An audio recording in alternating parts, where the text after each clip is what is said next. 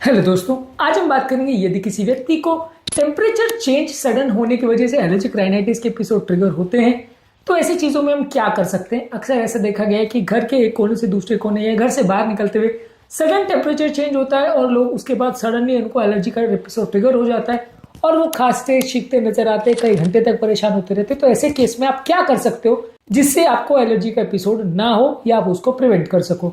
Topic पर जाने से पहले जो लोग हमारे चैनल पर नए हैं उन्हें रिक्वेस्ट करूंगा कि चैनल को सब्सक्राइब करें, वीडियोस को लाइक करें, शेयर करें, फॉलो करें, कमेंट करें, पूरा देखें। टॉपिक इंपॉर्टेंट है, इसे एंड तक देखिएगा। चलिए शुरू करें।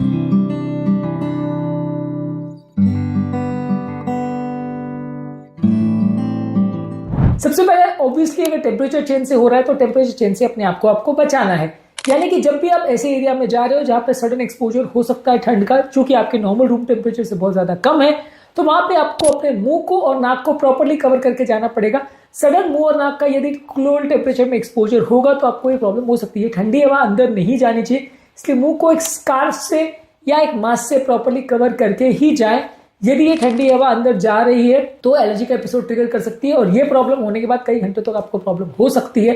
पूरा एपिसोड हो जाए जिसको मैनेज करना मुश्किल हो जाए, तो इसके लिए आपको पहले से ही प्लान करके चलना पड़ेगा कि यदि आप घर से बाहर जा रहे हो या कोई ऐसे काम के लिए घर से बाहर जा रहे हो जिसमें ठंडी हवा का सडनली एक्सपोजर होगा, तो वहां पे आपको अपने आप को मुंह से कवर करके रखना पड़ेगा, मास्क और स्कार्फ का प्रयोग करना पड़ेगा।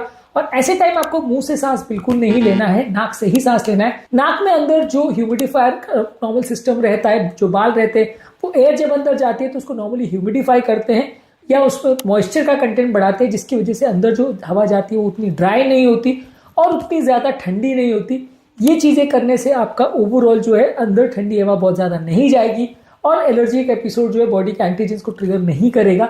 इससे एलर्जिक राइनाइटिस के एपिसोड ट्रिगर नहीं होंगे।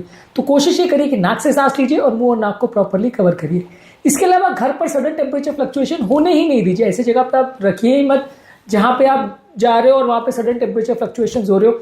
आपके घर में प्रॉपर टेम्परेचर कंट्रोल होना चाहिए। आपके घर में फ्लक्चुएशन होने नहीं चाहिए। जितना आपका रूम का टेम्परेचर है, किचन का, बालकनी का, सब जगह टेम्परेचर मोर और लेस वैसा ही रहे, सडन चेंजेस ना हो तो ज्यादा अच्छा है।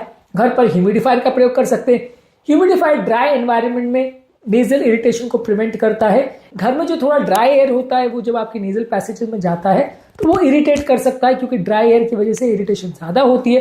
तो आप ऐसे टाइम पर अगर घर पर ह्यूमिडिफायर का प्रयोग करते हो तो ये वातावरण को थोड़ा मॉइस्चर देता है, जिससे ये प्रॉब्लम कम होगी। इसके अलावा अगर आप बहुत हॉट और ह्यूमिड एनवायरनमेंट में रह रहे जहाँ पे ऑलरेडी बहुत ज्यादा उमस है, तो बहुत ज्यादा उमस भी प्रॉब्लम क्रिएट कर सकती है। इसमें फंगस और डस्ट माइट्स ज्यादा हो सकती है। तो वैसे केस में आप डीह्यूमिडिफायर का प्रयोग या एयर प्यूरिफायर का प्रयोग करें। वातावरण में कितनी ह्यूमिडिटी है उसको चेक करें और उसको ऑप्टिमली मेंटेन करें। बहुत ज्यादा ह्यूमिडिटी से फंगस का इन्फेक्शन होने का चांस है, उससे भी प्रॉब्लम हो सकती है, डस्ट माइट्स हो सकते हैं। तो एयर प्यूरिफायर और ह्यूमिडिटी का प्रॉपर कंट्रोल, चाहे ह्यूमिडिफायर द्वारा या डीह्यूमिडिफायर द्वारा, इसको प्रयोग करें तो इससे भी प्रॉब्लम कम होगी। इसके अलावा आप पहले से मेडिसिन का प्रयोग करें। कुछ एंटी हिस्टामिनिक एजेंट जैसे लोराटिडिन और फेक्सोफेनिडिन, ये टेम्परेचर चेंज में जब आप जा रहे हैं उससे पहले आप अगर इसका एक्सपोजर रखें, non drowsy anti histaminic agents में आते हैं।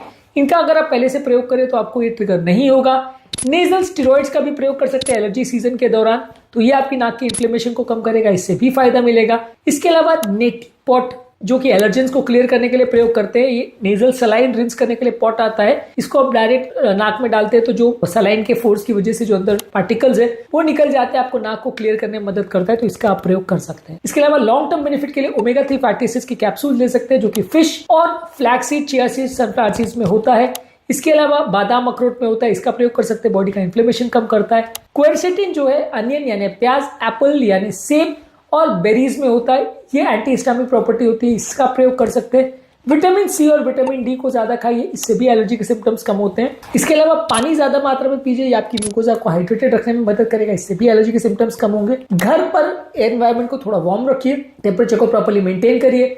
बॉडी को सडन टेम्परेचर चेंजेस में मत लेके जाइए, ग्रेजुअल एनवायरनमेंट चेंज होना चाहिए, सडन चेंजेस नहीं होना चाहिए। बॉडी को एडजस्ट करने को टाइम देना पड़ेगा। कभी आप गर्म में जा रहे हो, फिर ठंडे में जा रहे हो, फिर गर्म में जा रहे हो, तो बार बार प्रॉब्लम होगी। इसके अलावा डायरेक्ट एक्सपोजर आपको एयर कंडीशनर या हीटिंग वेंट्स का नहीं होना चाहिए, क्योंकि जब डायरेक्ट हवा आपके संपर्क में आती है तो आपको एलर्जी होने का प्रॉब्लम ज्यादा हो सकता है, या आपकी नेजल पैसेज को इरिटेट कर सकती है। तो इनके डायरेक्ट संपर्क में ना आए, इसकी डायरेक्ट हवा से दूर रहे, इससे आपकी प्रॉब्लम होने का चांस थोड़ा कम हो जाएगा।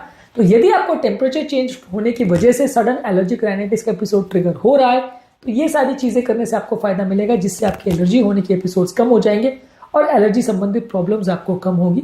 उम्मीद करूंगा कि आज के टॉपिक में कुछ नई बातें जानने को मिली होगी। एलर्जिक राइनाइटिस कौन कौन से खाद्य पदार्थों से बढ़ता है, कम होता है, एलर्जिक राइनाइटिस के टाइम लोग ओवर ईटिंग क्यों करते हैं, ये सारी चीज़ों पर भी हमने अलग वीडियोस किए हैं। इन वीडियोस को जरूर चेकआउट करें। टॉपिक एंड करने से पहले जो लोग हमारे चैनल पर नए हैं उन्हें रिक्वेस्ट करूंगा कि चैनल को सब्सक्राइब करें, वीडियोस को लाइक करें, शेयर करें, फॉलो करें, कमेंट करें, पूरा